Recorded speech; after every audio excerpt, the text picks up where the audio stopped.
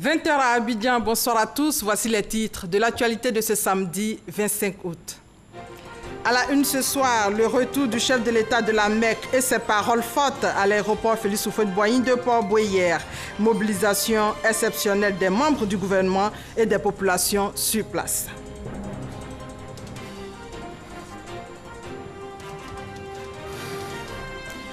Dans ce 20h également, les états financiers des PME, les honoraires des visas passent désormais de 250 000 francs à 60 000 francs CFA. Décision après plusieurs négociations entre acteurs du secteur. On ira sur le pont Félix Houphouët-Boigny, vieux de 50 ans. Pas de risque d'effondrement selon l'AGEROUTE qui a lancé des travaux de réhabilitation. Vous pouvez donc circuler tranquillement sur l'ouvrage.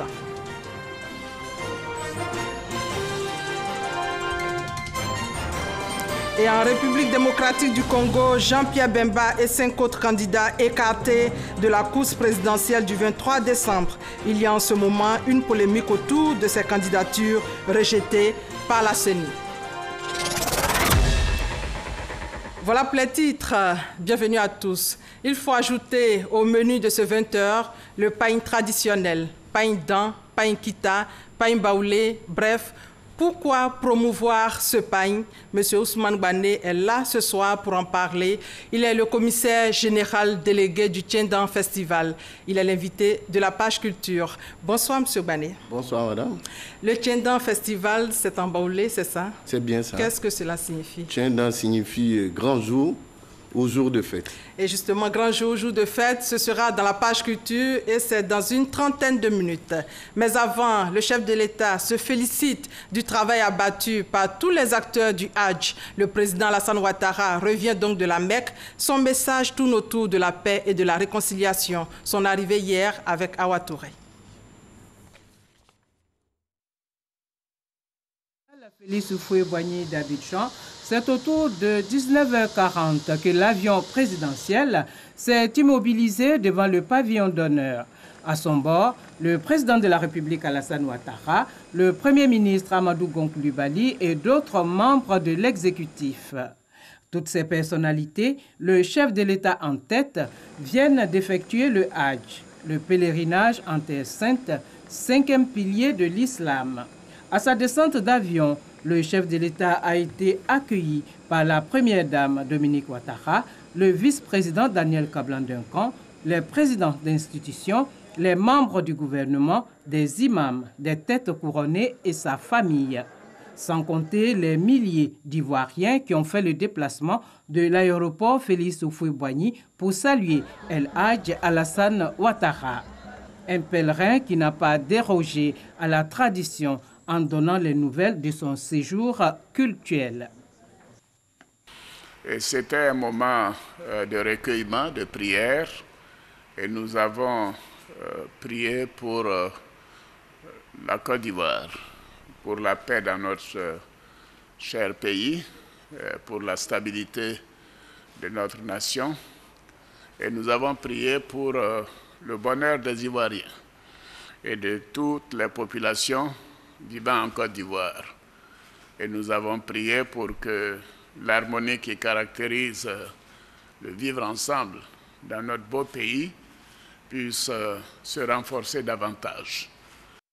En plus des prières pour la Côte d'Ivoire, ce séjour en Terre Sainte a été l'occasion pour le président de la République d'approfondir les liens de coopération avec le Royaume d'Arabie Saoudite.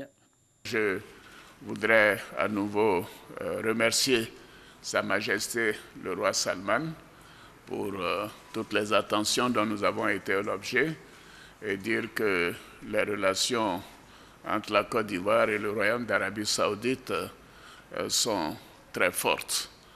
Et la délégation ivoirienne a été reçue par Sa Majesté longuement et nous avons pu échanger sur les questions bilatérales, aussi bien en matière de coopération qu'en matière de lutte contre le terrorisme.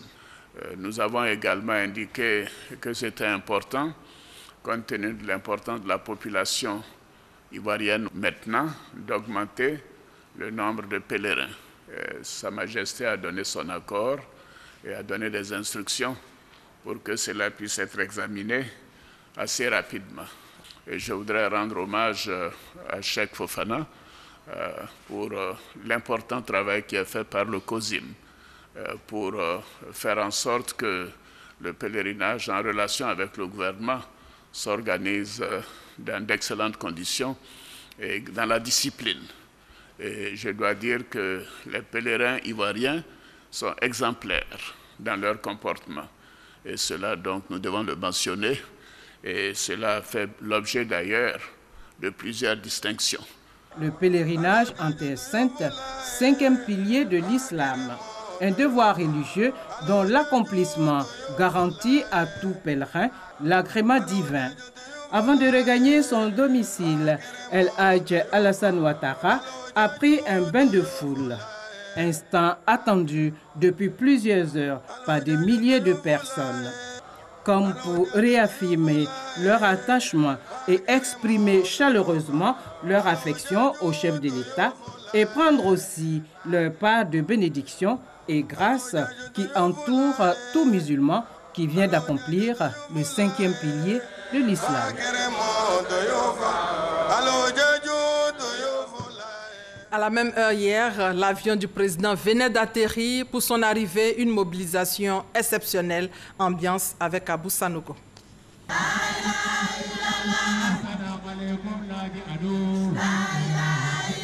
C'est cette ambiance qui a prévalu ce vendredi soir à l'aéroport international Félix Houphouët-Boigny d'Abidjan. Et ils sont venus des communes du district d'Abidjan et des villes de l'intérieur pour accueillir le président de la République Alassane Ouattara de retour à Abidjan après son pèlerinage à la Mecque. J'ai dit à mes membres que le président arrive de la Mecque. Il faudrait que vous donniez l'accueil pour avoir aussi notre bénédiction. Notre président allait prendre les bénédictions à la Mecque. Il a été reçu par le roi.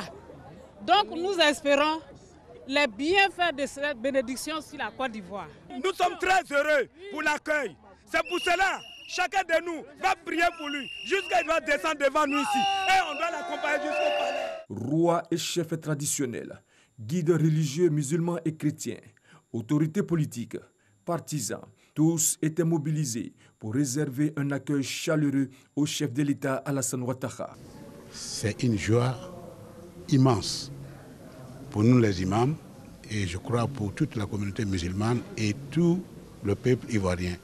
Nous sommes convaincus qu'après son retour, le pays va prendre une autre dimension. Nous sommes venus ici à l'aéroport Félix Houphouët-Boigny pour accueillir notre président qui est toujours pour la paix. Et nous aimions ce président parce qu'il recherche la paix.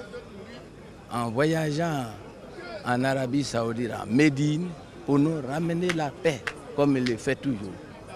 Il est allé prier pour la Côte d'Ivoire et il a sollicité les bénédictions du lieu saint et tout naturellement, l'entreprise gigantesque qu'il a amorcée avec la réconciliation et la paix devrait pouvoir être soutenue par les chefs d'État. La grande cour du pavillon présidentiel affichait complet, de même que les abords de l'aéroport. Personne ne voulant se faire compter l'arrivée de El Hadj Alassane Ouattara. Une arrivée attendue de tous. Je suis certain qu'il a prié, n'est-ce pas, pour la paix en Côte d'Ivoire, de telle sorte que s'il y a la paix, la tendance que nous avons aujourd'hui au niveau de la croissance économique, n'est-ce pas, se maintienne et parte, n'est-ce pas, de l'avant. Nous sommes venus pour l'accueillir et lui dire notre admiration et l'encourager à continuer dans ce sens, à continuer de mettre Dieu au centre de ses activités, à confier le pays à Dieu. Le président est un adepte de la paix, c'est un combattant de la paix, c'est un homme de dialogue. Donc le fait d'être El Hadj va renforcer tous ces sentiments-là en lui. C'est vraiment une immense joie pour moi qui suis chrétien. Mais vous savez que la Côte d'Ivoire aussi, nous avons des familles de chrétiens, de musulmans. Donc pour nous voir notre chef d'État aller à la Mecque et revenir, c'est vraiment une immense joie. Donc là, nous sommes venus prendre les toutes premières bénédictions avant qu'il nous les donne pour le reste des personnes de la Côte d'Ivoire. Après le président Houphouët-Boigny qui a fait Rome et qui a évidemment construit la basilique, le président Ouattara vient de la Mecque. C'est un honneur pour la Côte d'Ivoire, c'est un honneur pour tous les Ivoiriens. Et nous pensons que les bénédictions qu'il a reçues là-bas doivent tomber sur chacun de nous et sur chacun des foyers de la Côte d'Ivoire. C'est vêtu d'un ensemble boubou blanc que le président de la République est arrivé sous le coup de 19h30.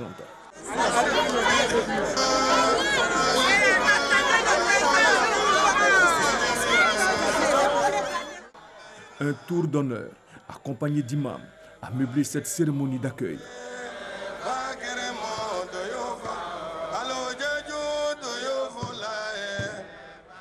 Depuis 24 heures, donc, il est à Abidjan. Le chef de l'État a été accueilli en grande pompe à l'aéroport Félix Houphouët-Boigny. Nous vous proposons quelques réactions au micro d'Abou Sanogo.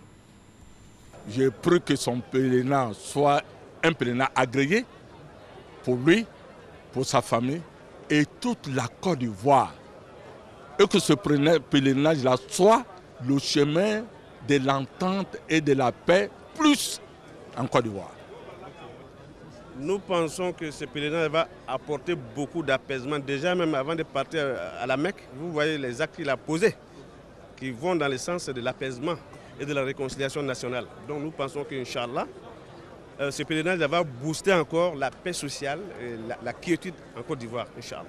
À quelques semaines des échéances électorales, combinées élections municipales et régionales, il était important que le chef de l'État se retire et qu'il parle au Seigneur, qu'il prie et qu'il présente le cas de la Côte d'Ivoire au Seigneur Tout-Puissant dans une terre assez sainte pour que ces échéances se produisent dans de très bonnes conditions, mais aussi pour déverser cette grâce, la grâce divine, sur la Côte d'Ivoire tout entière.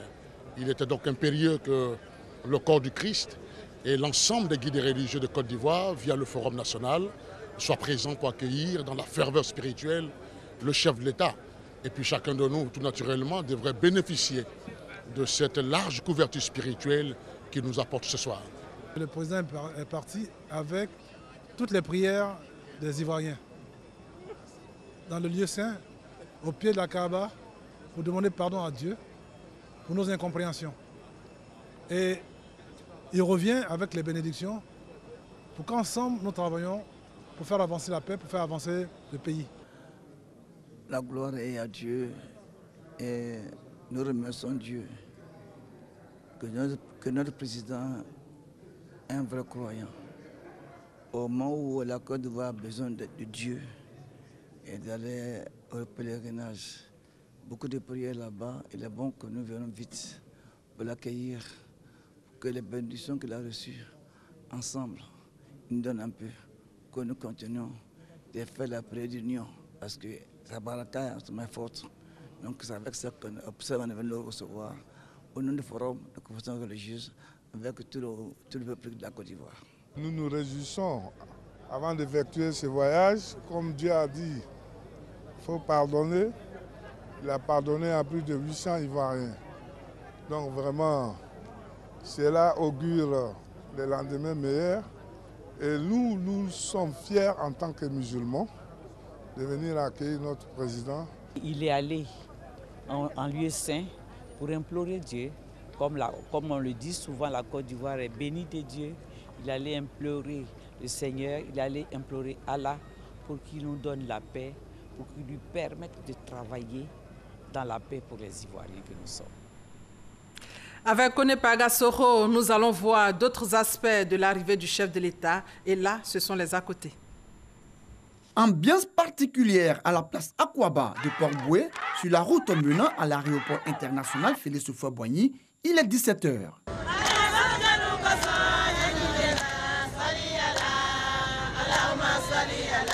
Femmes, hommes, jeunes et personnes âgées visiblement heureux du retour du président de la République, El Hadj Alassane Ouattara, de la Mecque en terre sainte d'Arabie Saoudite, où il a accompli son Hadj, 5e pilier de l'islam. Un peu plus loin, à l'entrée de l'aéroport, même ambiance, tous impatients de voir le chef de l'État.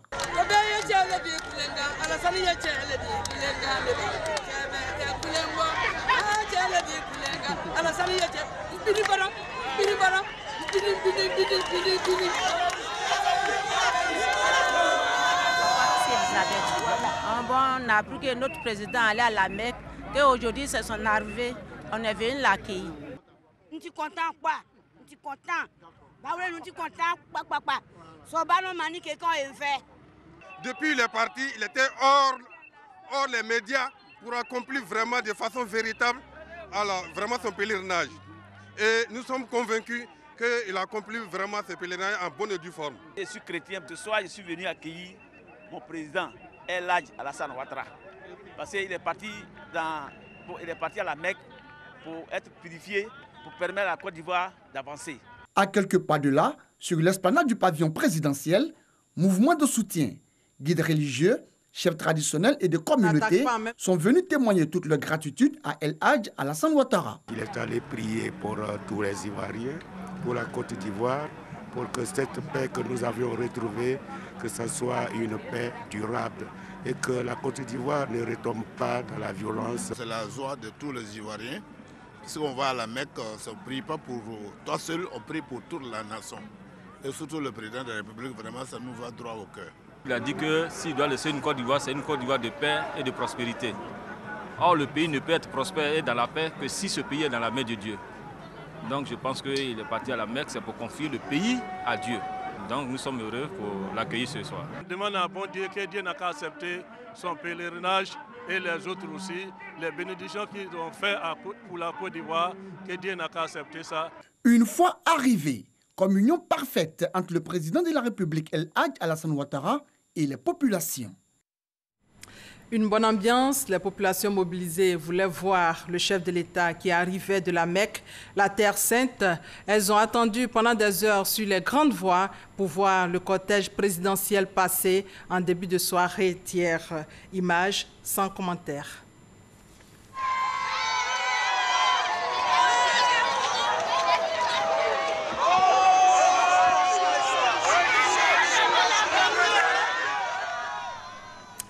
Passons au deuxième titre de ce journal. Les honoraires des visas passent désormais de 250 000 à 60 000 francs CFA. Décision des acteurs du secteur privé, de la Direction générale des impôts et de l'Ordre des experts comptables après plusieurs négociations. La suite avec Cheikh Kouné. Ils étaient environ 500 opérateurs économiques à prendre part à cette journée d'information. Tous heureux d'accueillir la nouvelle du jour. La baisse du coût des honoraires des visas des États financiers. Une révolution majeure pour les petites et moyennes entreprises. Nous, les PME, les petits commerçants, nous avions peur, des experts comptables et des impôts. On s'est dit effectivement qu'en payant, en déclarant pratiquement tout, ça nous permettait d'être un peu en retard. Alors qu'on a vu effectivement que c'est une porte d'entrée pour avoir des crédits, pour avoir la fiscalité. Et l'État aussi va avoir effectivement des moyens comment pouvoir aider nous les petits commerçants que nous débrouillons. Le visa des États financiers est un règlement de l'Union économique et monétaire ouest-africain entré en vigueur en Côte d'Ivoire depuis le 31 décembre 2017. L'innovation majeure, c'est que ce dispositif comptable est désormais sécurisé par un sticker délivré par l'expert comptable et apposé sur l'attestation d'exécution des États financiers dont la validité est annuelle. Pour sa transmission, en Côte d'Ivoire, la Direction générale des impôts a mis en place une plateforme électronique dénommée Ilias. Elle permet aux PME et PMI ivoiriennes de faire le dépôt de leurs états financiers en ligne. À partir du moment où les entreprises tiennent une comptabilité, ça veut dire qu'elles sont bancables. Elles peuvent accéder donc à la commande publique. Elles peuvent tisser donc des partenariats avec des partenaires étrangers. Elles peuvent accéder donc au crédit, au financement des banques. Et le rôle donc du visa, c'est de dire que ces informations-là sont crédibles. La Côte d'Ivoire ambitionne de moderniser son système fiscal à travers la dématérialisation de toutes les procédures fiscales. À ce jour, 43 000 contribuables ivoiriens sont soumis à cette nouvelle disposition. La mesure s'applique à tous les régimes d'imposition, à savoir le régime réel normal d'imposition, régime réel simplifié d'imposition et l'impôt synthétique. Rentrée en vigueur en mars dernier, la plateforme Ilias a connu un franc succès quelques semaines après son lancement. Elle a permis à la Direction générale des impôts de récolter environ 25 milliards de francs CFA avec un échantillon de plus de 1000 entreprises qui ont pu utiliser la plateforme pour le règlement d'impôts. La modernisation de l'administration fiscale est une priorité du gouvernement ivoirien afin de recueillir une base de données fiable ainsi qu'une traçabilité des paiements fiscaux pour orienter à terme ces décisions fiscales. Et autre bonne décision, c'est la 17e session des rendez-vous des douanes sur le droit de communication et le droit de visite domiciliaire. C'était l'occasion d'expliquer le bien fondé des enquêtes douanières après le processus de dédouanement. On reste toujours avec Cheikh Koné. Pour l'administration douanière, les enjeux des contrôles après dédouanement sont énormes pour l'économie nationale. Ils permettent d'une part de recouvrer les droits de l'État et lutter contre la concurrence déloyale et le blanchiment d'argent. D'autre part, ces enquêtes permettent de vérifier des déclarations qui n'ont pu être contrôlées lors du dédouanement ou réexaminer des déclarations déjà contrôlées. Une démarche quelquefois à l'origine de situations conflictuelles avec les opérateurs économiques. L'administration a identifié de plus en plus que certains opérateurs contestent les moyens mis en œuvre, notamment les droits de communication. Si telle situation continue de persister, la douane pourrait mettre en œuvre d'autres moyens plus vigoureux, notamment les visites domiciliaires. Or, nous sommes dans un partenariat. Chaque fois que des dysfonctionnements pourraient nous distraire et nous détourner des intérêts poursuivis en commun, il faudrait donc que les parties se réunissent et communiquent sur ce sujet. Des échanges entre opérateurs économiques et administration douanière ont permis aux deux parties de cerner les difficultés dues à des incompréhensions ou à la méconnaissance des procédures douanières. Les visites domiciliaires, autrefois on en avait la phobie parce qu'on ne savait pas le fondement. Mais avec cette communication, nous venons de voir que c'est une vieille loi de 1960 qui est appliquée et cela est très bon. Surtout ce que moi je rapporte là-dedans, c'est que désormais l'opérateur il peut lui-même aller directement à la douane pour chercher rectification avant qu'il ne soit pris comme fraudeur. Notons que les rendez-vous des douanes est une lucarne d'échange entre opérateurs économiques et l'administration des douanes ivoiriennes. Elle permet d'instaurer un dialogue permanent entre les deux entités afin d'améliorer les relations et anticiper d'éventuelles crises. Le troisième titre de ce journal est un message à l'endroit des usagers de la route, surtout ceux qui passent sur le pont Félix Houphouët-Boigny. Il n'y a pas de risque d'effondrement. Assurance donnée par l'AGEROUTE, l'agence de gestion des routes. On va directement sur le pont avec Mahama Traoré. Mardi 14 août, la ville de Gênes en Italie est endeuillée par l'effondrement d'une partie du pont Morandi. S'étirant sur 1,18 km, ce viaduc haut de 45 mètres a été construit à la fin des années 60. Les causes de son effondrement restent pour l'heure difficiles à déterminer. L'effondrement d'un pont a des facteurs multiples. Ça peut être dû à une défaillance pendant la construction. Ça peut être dû à une défaillance au niveau des appuis, au niveau du tablier, au niveau même du sol, au niveau des fondations. Il y a beaucoup de facteurs. Donc, sans être au parfum du dossier, on ne peut pas d'emblée donner la cause de cet effondrement-là. Ce drame survenu en Italie interroge sur la solidité des ponts, comme ceux d'Abidjan. La capitale économique ivoirienne en compte 3 à ce jour, dont celui qui porte le nom du premier président ivoirien, le pont Félix Houphouët-Boigny. Long de 550 mètres au-dessus de la lagune ébriée, l'ouvrage relie les zones nord et sud d'Abidjan, en plus d'être l'une des principales voies de desserte de la zone portuaire. Autre particularité de ce pont, c'est qu'il assure à la fois circulation routière et ferroviaire grâce à ses caissons. Et cela depuis le 20 mai 1957, date de sa mise en service. 50 ans après, l'ouvrage présente quelques signes de vétusté et les usagers s'en inquiètent. Quand tu prends la lagune, en allant au pont, tu vas voir que les feux commencent à sortir, donc ça fait peur toujours, quoi. Quand tu parles de ça, ça fait bruit même. Le point est fatigué. Quand on regarde déjà depuis le bas, on sent que l'équipement est vétus. Et quand on voit un peu ce qui s'est passé en Italie tout récemment, des pays aussi développés, des experts qui ont de l'expertise, ont déjà des ponts qui s'écroulent, on n'a qu'à s'inquiéter en Côte d'Ivoire. Pas d'inquiétude à se faire selon l'AGEROUTE, l'agence de gestion des routes. C'est elle qui assure depuis quelques mois la maîtrise d'ouvrage déléguée des travaux initiés par l'État en vue de réhabiliter le pont Félix Houphouët-Boigny. Le pont Félix Houphouët-Boigny a la particularité d'être rectiligne, posé sur des appuis fixes et des fondations. À l'état actuel, il résiste et il vit correctement, il supporte le trafic qu'il faut. 30 mois de travaux suffiront pour réinitialiser le capital vie de ce pont quinquagénaire. Dans le cahier des charges, c'était donner une durée de vie nouvelle de 100 ans à l'ouvrage. Donc l'entreprise s'attelle à construire des nouvelles fondations. Et avec ces nouvelles fondations, nous allons transférer le tablier, c'est-à-dire les caissons, sur ces nouvelles fondations et isoler, abandonner les anciennes fondations. Les caissons seront entièrement renforcés, réhabilités. La chaussée qui sera refaite. Des nouvelles qui rassurent les automobilistes. Ils sont en train de réparer entièrement. C'est que c'est très bon. Ça va nous arranger, nous tous, les gros camions, les taxis, tout le monde, même les bus. Ça va nous arranger. Il faut faire suivre ça par des experts, des gens vraiment qui ont de la connaissance. Et je crois que la Côte d'Ivoire a quand même une connaissance dans ce sens-là. Mais il faudrait vraiment travailler encore davantage pour que ça soit vraiment solide parce que c'est le symbole de la Côte d'Ivoire, ces ponts. Les travaux de réhabilitation du pont Félix Houphouët-Boigny vont coûter 42 milliards de francs CFA, montant financé par la France dans le cadre du C2D, contrat de désendettement et de développement. Soyons tous solidaires pour le développement durable de notre commune. L'ONG Human's Life lance le message à l'endroit de la jeunesse ce samedi, Journée nationale de la solidarité. Kini Rosemonde et Herman Guivet pour plus de détails. Femmes, jeunes et autorités, tous ensemble, pour une marche qui célèbre la Journée nationale de la solidarité.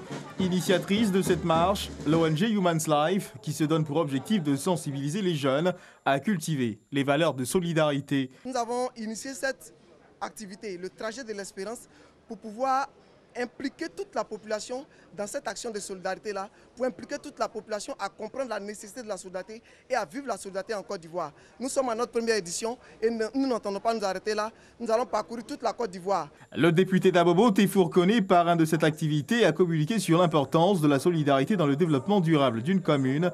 Pour Téfour Koné, la solidarité est un maillon indispensable dans la chaîne du vivre ensemble. Cette solidarité passe par 4 principes. Je propose ici la mise en œuvre d'une politique de proximité dans le cadre de la gouvernance locale qui est basée sur les 4 principes fondamentaux que sont la responsabilité, la transparence, l'état des droits et la participation citoyenne. Des jeunes formés au leadership ont reçu leur diplôme de fin de formation à cette occasion. Le citoyen, surtout la femme, doit se prendre en charge, être entreprenante, investir le peu qu'elle a dans tout ce qu'elle peut pour pouvoir s'en sortir demain. Depuis 2017, le 25 août a été désigné comme Journée nationale de la solidarité par le ministère de la Femme, de la Protection de l'Enfant et de la Solidarité.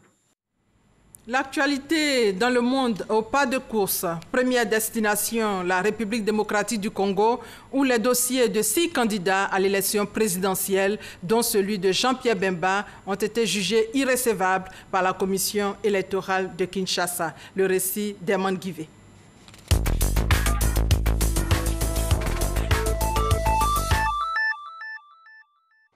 En République démocratique du Congo, la Commission électorale nationale indépendante a jugé irrecevable les dossiers de 6 candidats à l'élection présidentielle congolaise, dont celui de Jean-Pierre Bemba. Sa candidature a été écartée de la course à la présidentielle par la Commission électorale nationale indépendante de la RDC, au motif qu'il a été reconnu coupable par la Cour pénale internationale dans une affaire de subornation de témoins. Rentré à Kinshasa le 1er août dernier après son acquittement en juin par la CPI dans l'affaire principale pour crimes de guerre et crimes contre l'humanité, l'ex-chef de guerre avait reçu un accueil triomphal. Ses partisans ont appelé à la mobilisation générale du peuple congolais. Le pape François est à Dublin, en Irlande, pour la rencontre mondiale des familles. Plusieurs scandales d'abus sexuels ont touché l'Église catholique irlandaise. Son discours y est très attendu. Le pape François a été reçu par le Premier ministre irlandais. Depuis 2002, plus de 14 500 personnes se sont déclarées victimes d'abus sexuels commis par des prêtres en Irlande. Le Pérou a décidé à durcir les mesures d'entrée sur son territoire pour ce qui concerne les ressortissants vénézuéliens. Désormais, ceux-ci devront se munir d'un passeport. Des milliers de Vénézuéliens qui fuient leur pays en crise. Cette décision du Pérou d'exiger un passeport pour les ressortissants vénézuéliens est une sorte d'offensive pour contrer le flux considérable de ressortissants vénézuéliens. Obtenir un passeport au Venezuela est une grande difficulté en raison de la crise économique et de la pénurie généralisée qui affecte aussi le papier servant à imprimer les documents officiels. 20h30 à Thiébissou, c'est l'heure de la page culture avec le Tiendan Festival, les temps forts de la 4e édition avec Charles Tatou. Bomi Zambo et Kondé Yaokro, 2 villages du département de Thiébissou, renommé dans le tissage du pagne baoulé. Le pagne traditionnel baoulé est donc une des valeurs culturelles de la tribu Bomi. Les cadres de ces deux localités se sont engagés pour valoriser leur patrimoine culturel à travers le Tienda Festival qui gagne en notoriété. Nous sommes en train de faire en sorte de labelliser tout ce qui est pagne venant du Bomi, que ce soit de Kondé Yaoukro ou de Bomi Zambo. On fait tout pour que les artisans puissent améliorer leurs données. Les pains traditionnels venus d'un peu partout, d'Afrique, mais aussi de pratiquement toutes les régions de la Côte d'Ivoire.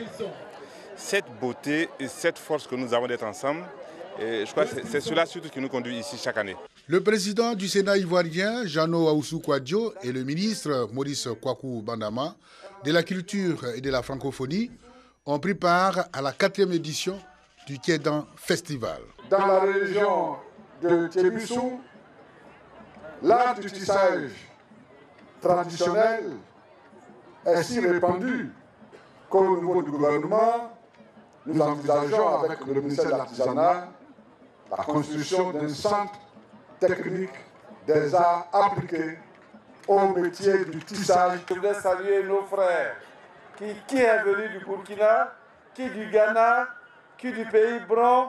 Vous voyez, la culture nous rassemble et nous permet de dépasser le petit horizon de nos partis politiques. Cette 4e édition a été un cadre de brassage culturel. Durant 3 jours, outre le pagne baoulé, d'autres expositions de pagne et des défilés de mode ont marqué cette rencontre de promotion des valeurs culturelles. Des tenues vestimentaires, identités culturelles de certains peuples du pays et de la CEDEAO. Et justement, pour parler du Tienda Festival de Tchébissou, nous sommes avec le commissaire général délégué, M. Ousmane Bane. Vous avez dit tout à l'heure que le Tienda signifie grand jour ou jour de fête. Pourquoi aujourd'hui un festival pour promouvoir le pagne baoulé, pagne traditionnel? Il y a fondamentalement 2 raisons. La première raison est une raison économique. Vous savez qu'à Man, à Korogo, à Tchébissou, de nombreuses personnes vivent du tissage du pagne traditionnel. Il y a aussi une raison qui est une raison culturelle. Vous savez que la tenue vestimentaire, nos habitudes vestimentaires nous identifient autant que notre patronyme, autant que notre langue, autant que la couleur de notre peau. Donc promouvoir la tenue vestimentaire, promouvoir le pagne traditionnel de nos régions, c'est promouvoir un pan de notre culture.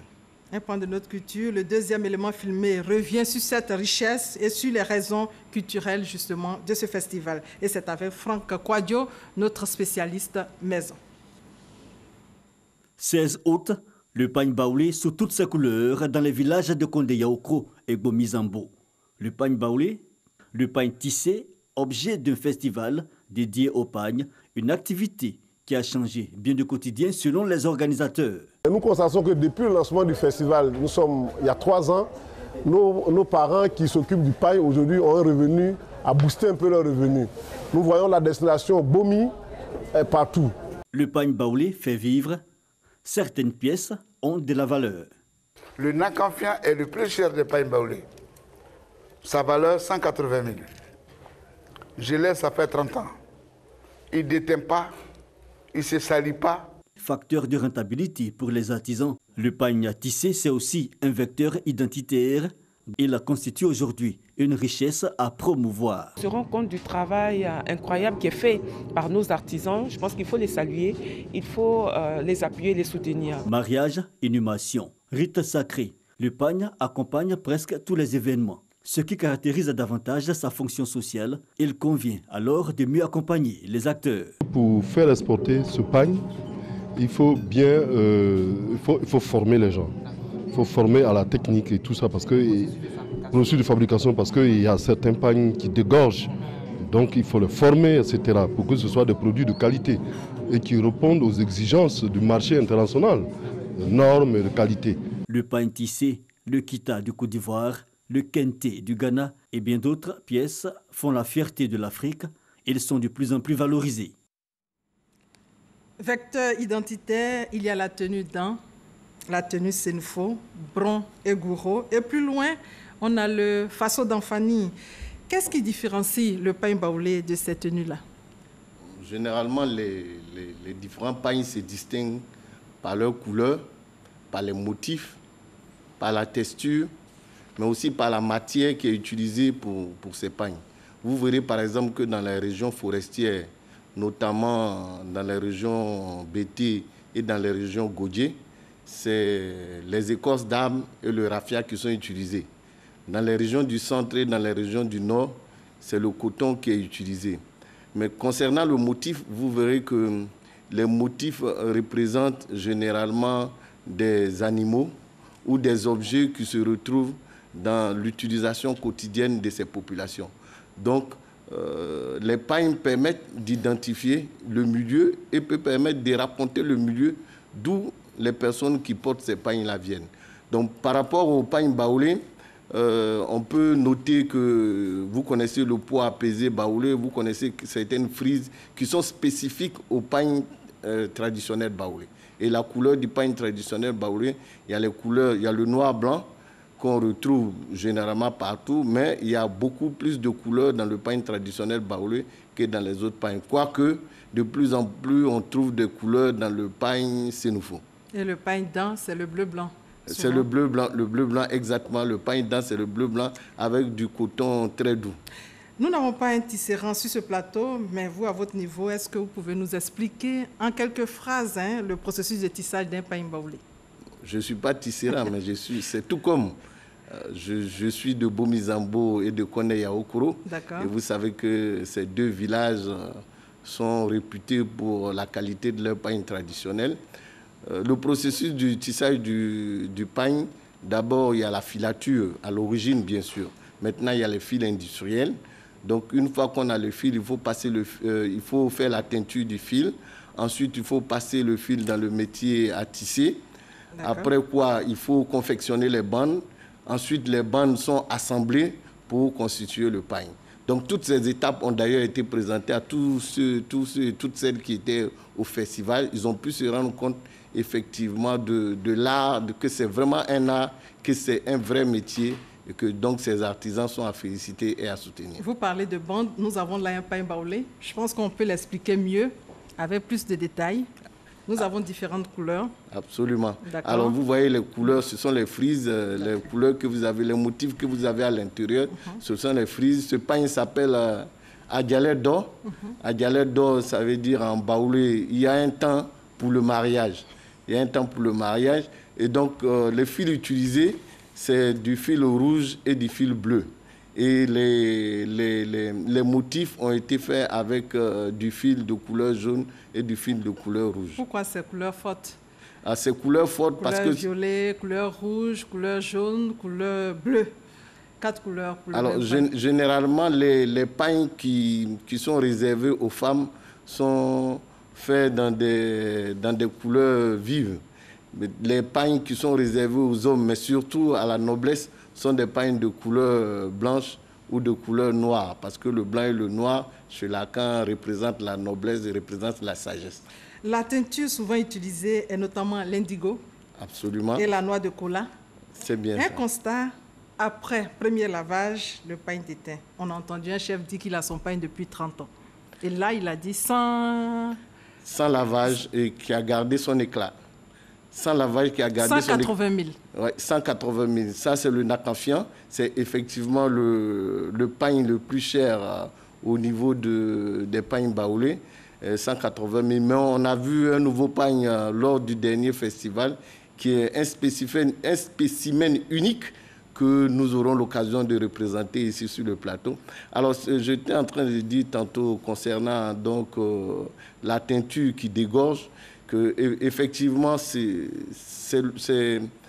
une problématique, je pense, un peu générale quant à la production de certains de nos artisans, qu'on gagnerait justement dont on gagnerait à renforcer les capacités pour leur permettre de produire de qualité.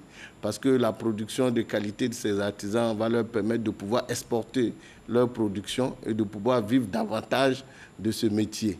Et donc, mais il faut reconnaître que sur le marché, il existe des très bons pains qui ne dégorgent pas au premier lavage, qui ne dégorgent jamais Et j'en veux pour preuve ce pain que nous avons sur le plateau, qui s'appelle Adialedo.